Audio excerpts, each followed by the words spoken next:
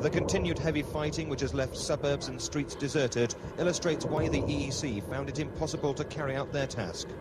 Today it centred around a federal army barracks which has been surrounded by Muslim forces, but still UN negotiators attempt to bring about another ceasefire. Just 40 miles away, the Serbs are tightening the noose around Sarajevo.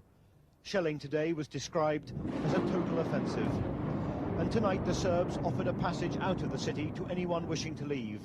But the UN believes the Bosnians aren't about to give up Sarajevo.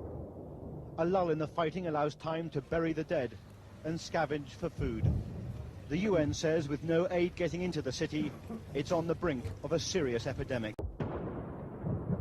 Perhaps out of exhaustion from some of the most savage fighting of the Bosnian civil war yesterday, the two sides today scaled down their attacks on each other's positions around Sarajevo. But sporadic shelling and gunfire are continuing, and it's clear that the ceasefire necessary for any chance of relieving the growing human tragedy of Sarajevo is as far away as ever. The joint Muslim-Croatian troops of the Bosnian Defence Forces are holding on. 5 o'clock this morning in Sarajevo, the UN Secretary-General's ultimatum, just a few hours old, and the shelling of the suburb of Dobrinja resumes. Buildings closer to the city centre were hit too, but most of the fighting was around Dobrinja.